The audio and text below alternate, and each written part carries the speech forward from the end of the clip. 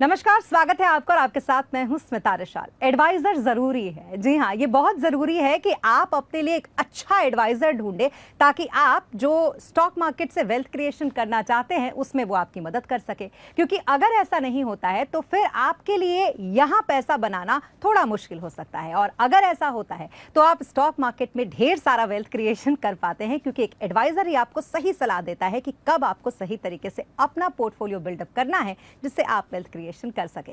तो एडवाइजर जरूरी है कि हमारे इस एपिसोड में इस वक्त हमारे साथ एक खास मेहमान है जिनसे हम जानेंगे पोर्टफोलियो बिल्डअप की सारी स्ट्रैटेजी। इस वक्त हमारे साथ है इक्विंटिस वेल्थ एडवाइजरी के chief investment officer Jaspreet Singh. अब मैं थोड़ा बता दूं जसप्रीत सिंह के बारे में सर, तो निवेश की दुनिया का एक अच्छा खासा नाम। अब आपकी तारीफ आपके मुंह पे ही क्या करनी, लेकिन दर्शकों को यह जानना बहुत जरूरी है कि जसप्रीत सिंह इन्वेस्टमेंट की दुनिया का एक अच्छा खासा जाना पहचाना नाम है। 2 दशकों से ज्यादा इनको अनुभव है इस चीज का कि कैसे वेल्थ क्रिएशन आप लोगों का करना है। बुल और बेयर दोनों ही बाजारों में कैसे वेल्थ क्रिएशन अपने इन्वेस्टर्स का करना है, इसका एक अच्छा खासा अनुभव इनके पास है। और साथ ही इन्होंने कई सारे फर्म्स जैसे एंजल ब्रोकिंग में, आनंद राठी में, इसमें सिस्टमैटिक जैसी जो कंपनियां आपने अब तक देखी हैं, इसमें लीडरशिप रोल इन्होंने प्ले किया है। इनसे आज हम जानेंगे। Sir welcome here. एंड आज हम आपसे जानेंगे कि इन्वेस्टमेंट की इस जर्नी में एडवाइजर की क्या जरूरत होती है। तो सबसे पहले तो शुरू करते हैं इस बात में कि जो सीजन्ड इन्वेस्टर्स होते हैं, जिनको बहुत चीजें पता होती हैं इन्वेस्टमेंट की दुनिया में, उनके लिए स्टॉक पिक करना ज्यादा मायने रखता है या फिर एक अच्छा पोर्टफोलियो बिल्डअप करना? क्योंकि बड़ा क्रूशियल सा इसमें डिफरेंस होता है कि स्टॉक पिक में आपको माहिर होना चाहिए या फिर आपको बहुत अच्छा पोर्टफोलियो बिल्डअप करना चाहिए। क्या डिफरेंस है सर इन दोनों में? मैं उदाहरण लेना चाहूँगा इस ब्रिलियंट क्वेश्चन को आंसर करने के लिए। Cricket, right, it's like the religion of India. उसमें इम्पोर्टेंट क्या होता है, राइट? सचिन तेंदुलकर खेले, विराट कोहली खेले या टीम इंडिया जीते, राइट? ऑब्वियसली टीम इंडिया जीते। सिमिलरली पोर्टफोलियो बिल्डअप में भी स्टार्टिंग में, मिडिल में, एंड में, ड्यूरिंग द जर्नी गलतियां हो सकती हैं, बट इम्पॉर्टेंट क्या है, आप अपना कंपोजिशन, टीम का कंपोजिशन, अपनी स्ट्रैटेजी, राइट, और आउटपुट, उसको ज़्यादा महत्व दें वर्सेस इंडिविजुअल प्लेयर हमने किसको सेलेक्ट किया है, राइट? कहीं पे कुछ गलती हो गई है तो हमने उसको आपको बैटिंग ऑर्डर ऊपर नीचे करना है, राइट? आपको फील्ड में चेंजेस करने हैं। तो ऑब्वियसली लार्जर पर्सपेक्टिव ऑब्जेक्टिव यही है कि पोर्टफोलियो बिल्टअप स्ट्रैटेजी में हम अपना एंड ऑब्जेक्टिव अचीव कैसे करें। एंड ऑब्जेक्टिव ऑब्वियसली निफ्टी को बीट करना हो सकता है, डबल डिजिट रिटर्न्स अचीव करना हो सकता है। तो obviously the portfolio build up strategy बहुत ज़्यादा महत्व रखती है versus stock selection. Stock selection obviously important है, बट उसका रोल सेकेंडरी हो जाता है और वो ऑब्वियसली आपको बहुत मौके देता है चेंज करने के लिए। बिल्कुल। इस स्ट्रैटेजी के अलावा एक और बहुत अच्छी स्ट्रैटेजी होती है, वो है डाइवर्सिफिकेशन। यस, लेकिन डाइवर्सिफिकेशन अच्छा तो है, बट ओवर डाइवर्सिफिकेशन, क्योंकि किसी को ये लगता है कि क्यों ना ये भी ले ले, वो भी ले ले, इसमें भी इन्वेस्टमेंट कर दे, उसमें भी, और कई बार कहीं सुनी बातों में लोग आ जाते हैं। ओवर डाइवर्सिफिकेशन सेम टाइम में आपके पोर्टफोलियो के लिए कितना खराब हो सकता है? मैं कुछ 25 साल से इन्वेस्ट करता आ रहा हूँ, लोगों को इन्वेस्ट करते हुए देखा है और हमने वो पुराना टाइम भी देखा है। तो ओवर डाइवर्सिफिकेशन या ऑप्टिमल डाइवर्सिफिकेशन में फ़र्क इतना ही है कि आप कितना मैनेज कर सकते हैं और कितना आप समझ सकते हैं, राइट? दोनों बहुत इंपॉर्टेंट चीज़ है। आप जहां इन्वेस्ट कर रहे हो क्या आप उतना समझते हो और क्या मैनेज कर सकते हो। तो हमने देखा है कि लोग आर्ट्स में भी इन्वेस्ट कर रहे हैं, एक्सोटिव डेरिवेटिव प्रोडक्ट में इन्वेस्ट कर रहे हैं, राइट, रियल एस्टेट में इन्वेस्ट कर रहे हैं, आउटसाइड इंडिया में इन्वेस्ट कर रहे हैं। तो ये ऑप्टिमल डाइवर्सिफिकेशन जैसा कुछ होता नहीं है हमारे हिसाब से, मेरे हिसाब से। अगेन, कितना आप समझते हो और लिक्विडिटी आपको प्रोवाइड कर सकता है और क्या वो एसेट डबल डिजिट रिटर्न दे रहा है कि नहीं दे रहा, right? So optimal returns, liquidity, do you understand it well enough, and lastly आप कितना मैनेज कर सकते हो, राइट? उसी के हिसाब से आप हमारे हिसाब से आप उसका एक कॉम्पोजिशन एक बनाना चाहिए। बिल्कुल। और मुझे लगता है बहुत सारे लोगों को इसकी उतनी समझ नहीं होती सर, इसीलिए हम देखते हैं कि सबको ये लगता है कि जहां पैसा बन रहा है बस उसको अपने पोर्टफोलियो में शामिल कर लो। अच्छा, कितना शामिल करें ये भी बहुत इंपॉर्टेंट होता है, जिसको हम एलोकेशन कहते हैं। क्योंकि एक परफेक्ट एलोकेशन का कॉम्बिनेशन ही आपके पोर्टफोलियो को वेल्थ क्रिएशन करने में, मतलब आपके लिए एक मददगार होता है। तो आपके हिसाब से जो परफेक्ट अभी के मार्केट सिनेरियो की अगर हम बात करें तो एक एलोकेशन की जो स्ट्रैटेजी होनी चाहिए वो किस तरीके से इसको रखनी चाहिए लोगों को? इसमें कोई फिक्स्ड ऑब्वियसली कोई आंसर नहीं है। हम जैसे इसको देखते हैं कि एक स्टार्टिंग एलोकेशन होता है और एक एंड एलोकेशन होता है, राइट? इसका मतलब है कि एंड डिफरेंट स्टॉक्स और डिफरेंट सेक्टर्स का एलोकेशन होता है, तो कुछ स्टॉक 5% के भी एलोकेशन के एंड रिस्क एपेटाइट से भी ऑब्वियसली फर्क पड़ता है, हाई रिस्क वाले हैं तो उनका अलग होगा, but let's say large cap है या हाई कन्विक्शन है, 5% एलोकेशन इज गुड। और अगर मीडियम कन्विक्शन है या आपको अभी it's early in the journey, आजकल इतने आईपीओज आ रहे हैं अर्ली इन द जर्नी, आप 2% एलोकेशन से भी स्टार्ट कर सकते हैं, राइट? तो ऐसा कोई फिक्सेटेड नहीं है कि मतलब 4%, 5%, 6%, it all depends on individual to individual and you can always increase the allocation. See, लोग क्या मिस करते हैं कि अगर मैंने 2% से किया तो ये तो बहुत कम है, राइट? बट कोई आपको रोक नहीं रहा ना 2 का 4 करने को, right? Tomorrow you have excess money, top up कैसे आप एलोकेशन बढ़ा सकते हैं? आप यहाँ पर टॉप अप करना है, आप एडिशनल मनी आप वो 2% में डाल दीजिए, प्रॉफिट बुकिंग अपॉर्चुनिटी है आप उसमें से निकाल के 2% में डाल दीजिए, but it is important to not go over excited on certain stocks, right? वो हम देखते हैं, राइट? हम शायद और भी बात करेंगे उस बारे में, बट ये ओवर एक्साइटमेंट या ओवर पेसिमिज्म वो थोड़ा कंट्रोल करना बहुत जरूरी है। अब हम यहाँ पर बात करते हैं पोर्टफोलियो बिल्डअप करने की, क्योंकि हमने डाइवर्सिफिकेशन की बात कर ली, एलोकेशन की बात कर ली, तो अब जब हम एक पोर्टफोलियो बनाते हैं, आप लोग जब किसी का पोर्टफोलियो बनाते हैं तो उसमें आप सेक्टोरल स्पेसिफिक उसको रखते हैं या फिर स्टॉक स्पेसिफिक रखते हैं? क्या डिपेंड करता है ये पोर्टफोलियो के वक्त? तो स्टॉक हम जो नंबर ऑफ स्टॉक जो हम जिसे कहते हैं वो हम 25 से 25, 26, 27 उस रेंज में करने की कोशिश करते हैं। ऑब्वियसली थोड़ा बिकॉज मार्केट वैसे है तो डाइवर्सिफाई जितना ज़्यादा हो पाए उससे ज़्यादा नहीं, बट लार्जर जो गोल है वो सेक्टर डाइवर्सिफिकेशन का रहता है। उसके अंदर अगर आप पूछेंगे कि क्या हमारा इंपॉर्टेंस या सो कॉल्ड प्रेफरेंस होगी, तो आई वुड से कि जो हम जैसे देखते हैं जैसे 3 C's framework, right? And I can just give you broad snapshot, 40%, 30%, 20% and 10%। तो 40% हो गया capital and capital linked sector, जिसे BFSI बोलते हैं, banking and financial sector. Next 30% हो गया कंजम्पशन रिलेटेड, अब वो FMCG हो सकता है, सेमी डिस्क्रिशनरी हो सकता है, डिस्क्रिशनरी हो सकता है। डिस्क्रिशनरी का मतलब ऑटोज एंड ट्रैवल टूरिज्म हो गया। नेक्स्ट 20% है आपका capex and related, infrastructure, real estate, metal, cement, railways, right, industrial, ये सारा केपेक्स आ गया। लास्ट का जो 10% है that is where you can call it miscellaneous. So I would say the 3 C's, capital, consumption, capex and miscellaneous, ये broader मतलब चार segments pocket से हम देख के एंड उसके अंदर फिर माइक्रो अंदर जाके and there is a very deep dive analysis जो करते हैं एंड ऑब्वियसली ओके। सो ये तो इसमें थोड़े से दोनों तरीके के इन्वेस्टर्स आ गए, एक जो कंजर्वेटिव हैं, Yes. एक जो ऐसे कि उनको रिस्क लेने में भी डर नहीं लगता है, बट मार्केट तो हर तरीके के इन्वेस्टर्स के लिए, लाइक अगर इन्वेस्ट कर रही हूँ और मैं ये चाह रही हूँ कि मैं रिस्क ना लूँ, मेरा रिस्क का जो एपेटाइट है वो बहुत कम है और तब मैं चाहती हूँ कि मेरे बड़े आराम से पैसे बने, तो जो आपने अभी हमें समझाया है इसमें क्या थोड़ा सा चेंज आएगा मेरे लिए, मेरे जैसे इन्वेस्टर्स के लिए? डेफिनेटली वो आएगा। सो उसके हिसाब से भी हमारे पास डिफरेंट प्रोडक्ट्स भी हैं, राइट? एक प्रोडक्ट का बेसिस हो गया कि इन्वेस्टर्स का एंट्री लेवल इन्वेस्टमेंट कैपिटल कितना है, is it 2 lakh, is it 20 lakh और इज इट 2 करोड़, राइट? तो तीनों के प्रोडक्ट अलग है, राइट? और प्रोडक्ट ऑब्वियसली फिर वो रिस्क एलिमेंट भी वैसे चेंज होता है। Second is as a set की लो रिस्क और मीडियम रिस्क, 2 प्रकार के ऑब्वियसली सेबी डिफाइंड है, हम सब कुछ सेबी के अंडर आ जाते हैं और ये 10 साल से कर रहे हैं, तो we have to go by the principles laid down, तो वो उसके हिसाब से भी आ गया। And during the interaction with the customers, and because ये ऐसा नहीं है, it's not everything digital, right? There is a human interaction which is happening, right? और कस्टमर बोलता है मैं 40 साल का हूं but these are my limitations, right? मुझे लो रिस्क है, मुझे एक certain sector of the sectors को अवॉइड करना बिकॉज ऑफ रिलीजन और अदर फैक्टर्स, तो वो भी कई महीने में हम उसका ध्यान रख सकते हैं। एंड ये ऐसा नहीं है कि शुरू में नहीं किया गया तो बाद में नहीं कर सकते, बाद में भी उसका हम उसका पोर्टफोलियो चेंजेस कर सकते हैं। जी, तो इतनी सारी बातें हमने पोर्टफोलियो की तो कर ली। अब एक बहुत अच्छा फैक्टर होता है इन्वेस्टर के साथ, वो ये डिसिप्लिन। यस, क्योंकि हम ये देख रहे हैं खास करके अभी का जो मार्केट का सिनेरियो था, स्पेशली अभी तो नहीं लेकिन इससे पहले जिस तरीके से मार्केट गिरे, इसमें हमने देखा बहुत जल्दी जल्दी लोगों ने शफल किया अपने पोर्टफोलियो को, हर छोटी छोटी मूवमेंट पे वो अपने पोर्टफोलियो को रिशफल कर रहे थे। क्या डिसिप्लिन फैक्टर जो होता है, मतलब साथ साथ में आप पोर्टफोलियो का रिव्यू भी करते रहते हैं, उसको बैलेंस करना तो जरूरी है, लेकिन डिसिप्लिन का जो साइकिल है ये कितना इफेक्ट करता है वेल्थ क्रिएशन में? हमारे हिसाब से एग्जिट स्ट्रोक एंट्री जो भी है स्टॉक्स की, उसके 3-4 इंपॉर्टेंट रीजंस होते हैं। कंपनी अगर कंटिन्यूसली अर्निंग्स पे डिसअपॉइंट कर रही है या ग्रोथ डेसेलरेशन कर रही है, वो एक कारण हो सकता है। दूसरा होता है कि मैनेजमेंट में चेंज हो गया, प्रमोटर्स में चेंज हो गया, या इंडस्ट्री के डायनेमिक्स चेंज हो गए, राइट? अभी अप्रैल में जैसे टैरिफ्स अनाउंस हुए और रिसेंटली उन्होंने एक एक्स्ट्रा पेनल्टी भी लगाई, तो अब देखिए कितने सारे सेक्टर्स थे, सी फूड था, textiles, James and jewellery, right, footwear, अब सडनली वो आउट ऑफ फोकस हो गए, राइट? तो आपको वो सेक्टर डायनामिज्म में ही देखना पड़ेगा कि वो क्या, उसमें क्या हुआ है।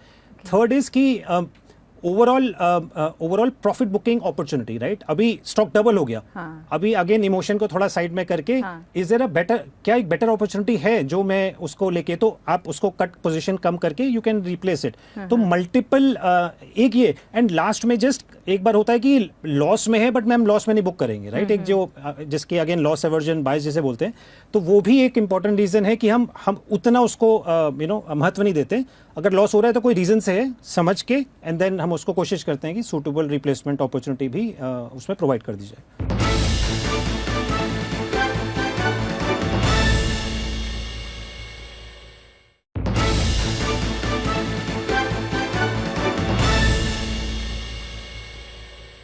अब एक बहुत इंपॉर्टेंट होता है मिस्टेक्स, क्योंकि कितना भी परफेक्शन लेकर आओ लेकिन थोड़े बहुत मिस्टेक्स तो हो ही जाते हैं। तो 2-3 बेसिक मिस्टेक्स जो आपने देखे हों अपने इस जर्नी में लोगों को करते हुए पोर्टफोलियो जब वो बिल्डअप करते हैं, तब ये अपने आप में एक एपिसोड बन सकता है बाय द वे क्योंकि 2-3 हज़ार है क्योंकि वो आप इतने लोगों से मिलते हैं, इतने, और 25 साल के बाद हमें अभी भी लगता है अभी भी हम मिस्टेक कर रहे हैं, right? Because it's a never ending journey, right? तो इसमें कई सारे बाइसेस हैं, एंड इनफैक्ट मैं रिकमेंड करूंगा कि गूगल पे जाके देखें, lot of biases, right? Anchoring बाइस है, राइट? कि क्या मेरे पास कोई ऐसी पुरानी इन्फॉर्मेशन है जिसको एंकर रख के मैं अपना मैं यूएस जीडीपी अब रिसेशन में जा रहा है, मैंने वो दिमाग में, राइट? अब वो मेरे ओवर पावर कर लेगा मेरे कोई भी इन्वेस्टमेंट को, कोई भी डिसीजन को। कंफर्मेशन बाइस, राइट? मेरे पास पुरानी कोई इन्फॉर्मेशन है, राइट? और मैं उसी से रिलेटेड ही इन्फॉर्मेशन अंदर आने दूंगा, जो उसके एंटी है वो बाहर चली जाएगी। लॉस एवर्जन बाइस, राइट? ऐसे कई सारे बाइसेस हैं जो इन्वेस्टर्स के उसमें उनके इन्वेस्टमेंट को खराब करते हैं, या herd mentality, right? Trend investing, सब मतलब रेलवे और इंफ्रा कैपेक्स चल रहा था, सब उसमें भागदौड़ में सब इन्वेस्ट करते हैं, और देखिए सब कितने 30-40-50% डाउन है।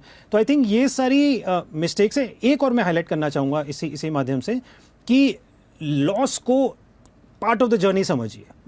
ये मत समझिए कि मैंने 10 स्टॉक ले लिए, उसमें से 9 में तो मैं प्रॉफिट करके ही निकलूंगा, राइट? वो कोई नहीं कर पाया आज तक, even including the greats mister Buffett और मिस्टर झुनझुनवाला, राइट? उसमें loss is part of the journey. वो एक उससे सीखिए, राइट? उसको उसमें से पोजीशंस कट करके सूटेबल अपॉर्चुनिटीज उसके अगेंस्ट लेके कंटिन्यू द जर्नी। बिकॉज हमने कई बार देखा है कि वो स्टॉक आधा हो गया और उसके बाद भी आधा हो गया, तो अब मतलब वो फिर it's not doing any benefit, और इमोशनल बैगेज अलग से आप कैरी कर रहे हैं। बिल्कुल। And don't time the market, exactly. ये बहुत बड़ा time in the market is more important. So ये सब तो आपने बहुत अच्छी एडवाइस दे दी लोगों को, लेकिन फिर भी मैं चाहूंगी कि एक गोल्डन एडवाइस अगर किसी को पोर्टफोलियो बिल्डअप करना है तो उसमें जो एडवाइजर का रोल होता है वो कितना बड़ा होता है, और किस तरीके से उसके रोल को आप डिफाइन करते हैं पोर्टफोलियो बिल्डअप के समय? एडवाइजर का रोल तो बहुत इंपॉर्टेंट हो गया है incrementally with so many guidelines now coming in. तो उसमें इन्वेस्टर का रिस्क प्रोफाइल क्या है वो समझना, राइट? कंटिन्यूसली उसको अपडेट्स देना, राइट? इतना सारा कॉर्पोरेट एक्शन होता है कंपनीज में, बोनस है, राइट्स है, स्प्लिट है, सडनली स्टॉक आधा हो गया एंड कस्टमर इन्वेस्टर, आप सोचिए कितना हिल जाता है। मेरा मतलब right, Bajaj finance example recently हुआ था, तो डिवाइड बाय 5, तो अभी इन्वेस्टर को तो कंटिन्यूसली आपको टच में रहना पड़ेगा, राइट? या उनके पास एक माध्यम होना चाहिए जिसके थ्रू वो हमसे करें। एंड जो इम्पोर्टेंट आपने पूछा इसको क्या रखना चाहिए, आई थिंक इन्वेस्टिंग को एक नॉलेज गेनिंग और पार्ट ऑफ द जर्नी समझना चाहिए। ये नहीं कि मतलब और 4 स्टॉक्स में मैंने डबल कर लिया तो इतना ओवर कॉन्फिडेंस आ गया कि अगले 4 में हमने डबल कर देते हैं लोग इन्वेस्टमेंट्स। वो मिस एलोकेशन बहुत बड़ा रिस्क है। जो लोग ओवर कॉन्फिडेंस में या फिर किसी हर्ड मेंटालिटी, किसी दोस्त ने पोर्टफोलियो का 10% एक स्टॉक में डाल दिया तो हम एक्साइट में हम भी डाल देते हैं। ये नहीं पता कि उनका रिस्क एपेटाइट अलग है, हमारा अलग है, उनके ओवरऑल कॉर्पस हमसे शायद या इस इन्वेस्टर के शायद 10 गुना ज्यादा बड़ा है। तो ये सब चीजें आई थिंक थोड़ा अगर केयरफुल रहें, ध्यान रखें, तो आई थिंक वो काफी। एंड ऑलवेज ध्यान रखें, go for the long term, right? कोई भी क्रिकेटर आप पूछेंगे वो कहेंगे बेस्ट फॉर्म ऑफ क्रिकेट मेरा क्या है, टेस्ट क्रिकेट, राइट? कोई नहीं कहेगा T20 मुझे तो बस खिला लो कभी भी। तो इसीलिए यहाँ पे भी लॉन्ग टर्म इन्वेस्टिंग पे ज्यादा ध्यान रखें, तो ज्यादा I think you will have more peaceful night, जैसे मैं बोलता हूँ, रात में अच्छे से सो पाएंगे। अब बहुत सारे गोल्डन बातें, टिप्स वाली बातें हमने कर ली, बहुत सारी और भी बातें कर ली। मैं चाहूंगी थोड़ा सा रैपिड फायर खेल लिया जाए। श्योर। चलिए, तो पोर्टफोलियो बिल्डअप, साइंस और आर्ट? ये बहुत ही इंटरेस्टिंग क्वेश्चन है और मेरा फेवरेट क्वेश्चन है। अगर आप लॉन्ग टर्म इन्वेस्टर से पूछेंगे तो वो ऑब्वियसली उसमें वो साइंस वो उसमें आर्ट ढूंढ रहा है, सॉरी वो उसमें आर्ट ढूंढ रहा है, राइट। जो शॉर्ट टर्म इन्वेस्टर है, मीडियम टर्म इन्वेस्टर में ही is looking at it as a science, right. और अगर आप अगेन वैल्यू इन्वेस्टर के हिसाब से देखेंगे तो वो अगेन उसमें आर्ट ढूंढते हैं, एंड जो उसमें ग्रोथ इन्वेस्टर है वो उसमें साइंस ढूंढते हैं। तो I think it's a mix of both combination of art and science. इसमें कोई फिक्स्ड वो नहीं है, बट मतलब गिवन वेयर हम लोग जहाँ से आते हैं, हम लोग ऑब्वियसली साइंस को पहले इंपॉर्टेंस देते हैं। आर्ट तो क्या डिबेट है, बन जाता है, आर्ट अपने आप बन जाता है, वो डिबेटेबल है, साइंस को आप डिबेट नहीं कर सकते। बिल्कुल बिल्कुल। ओवर डाइवर्सिफिकेशन का एक example. Again very good question. काफी जगह बार देखा गया इन्वेस्टर्स ने मल्टी एसेट इन्वेस्टमेंट की है, रियल एस्टेट में की है, बॉन्ड में की है, इक्विटीज में की है, गोल्ड में की है। उसके अंदर जाकर भी उन्होंने मल्टीपल प्रोडक्ट्स ले लिए। अब इक्विटी में उन्होंने पीएमएस भी कर लिया है, एडवाइजरी भी कर लिया है, खुद भी कर रहे हैं, म्यूचुअल फंड्स भी कर रहे हैं, राइट। अब रियल एस्टेट में उन्होंने दिल्ली में भी ले लिए, बॉम्बे में भी ले लिए, करजत में भी ले लिए, दुबई में भी ले लिए, और बॉन्ड में दिस इज लाइक बहुत ज्यादा कर दिया, राइट। तो ये ऑप्टिमल नहीं है। ऑप्टिमल वही है जैसे हमने बात की, आप कितना मैनेज कर सकते हैं और कितना आप समझ सकते हैं। तो उसके लिए आई वुड सजेस्ट कि थोड़ा कट डाउन करें, राइट। एक तो मल्टी एसेट इतना ज़्यादा ना कर लें कि आप मतलब संभालना मुश्किल हो जाए। विद इन एसेट्स ऑल्सो, मतलब 10 प्रॉपर्टी की जगह ना एक प्रॉपर्टी ले लीजिए, राइट। म्यूचुअल इसमें एक और होता है कि कई बार हमने देखा है लोग 10 म्यूचुअल फंड्स की स्कीम ले लेते हैं। आप एवरेज एक म्यूचुअल फंड के पास 50 स्टॉक है, आपके पास 500 स्टॉक हो गए, कितना डाइवर्सिफाई करेंगे आप? एग्जैक्टली हजारों में। एक और अब इसी से रिलेटेड, क्योंकि डाइवर्सिफिकेशन की हमने बात की, तो कौन सा सेक्टर जो पोर्टफोलियो का पार्ट होना चाहिए? ओके, अगेन इसमें जैसे जैसे मैं इसको देखता हूँ, I am calling it DIY, right. D is digital, I is innovation and Y is youth. क्या आपकी कंपनी वो जिसमें आप इन्वेस्ट करना चाह रहे हैं, इन्वेस्टेड है, वो डिजिटल तरीके से आगे बढ़ रही है? सेकंड इज इनोवेशन, क्या वो कंटिन्यूसली इनोवेशन कर रही है प्रोडक्ट्स को लेके? एंड थर्ड, क्या वो यूथ, हमारी मीडियन एज आज के में 28-29 ईयर्स है, क्या वो यूथ को कैटर कर रही है? तभी आप वो अगले, और वो युवक 10 साल बाद 40 का होगा, तो ऑब्वियसली क्या उस सेगमेंट को कैटर कर रही है क्या? तो आई थिंक वो ये 3 चीज़ें ज़्यादा ध्यान में रखनी है वर्सेस से कि ITI, फार्मा है, ऑटो है। आई वुड से वो सब तो होता रहेगा, बट ये these are the 3 important things I would look at in any sector, in any company. Okay, portfolio review करना हो तो डाटा ड्रिवन होना चाहिए या इंस्टिंक्ट ड्रिवन होना चाहिए? ओके, इसमें अगेन डेली अगेन थोड़ी आदत है रियल लाइफ एग्जांपल्स लेना। हर प्रोडक्ट पे, फूड प्रोडक्ट पे एक्सपायरी डेट होती है, राइट। अब एक्सपायरी डेट अगर उसमें लिखा है 30 अक्टूबर, राइट, अगर आप टेस्ट कर रहे हैं, अगर आपको खराब लग रहा है, राइट, द हाई चांस आप उसको टेस्ट को हल्का सा इग्नोर करके आप उसमें बहुत like it's a biggest brand and credible product, अब आपने कहा भाई डेटा बता रहा है 30 अक्टूबर की एक्सपायरी, मैं रिस्क ले सकता हूँ, right. While at the same time there are certain cases जब एक्सपायर हो चुका है बट आपका इंस्टिंक्ट बता रहा है कि नहीं, स्वाद ठीक लग रहा है, इतना खराब नहीं लग रहा, फिर भी आप रिस्क ले लेते हैं। तो it depends on situation to situation.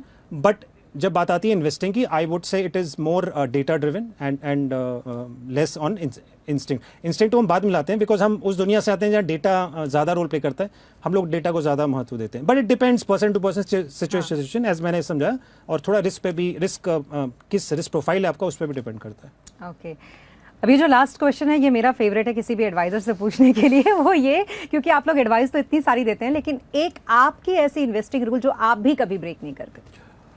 Okay, ये भी मैंने बहुत मुश्किल से सीखा है, और कहना भी पड़ेगा कि ये डिफिकल्ट होता है अपनाना। Never be rigid and always be flexible, right.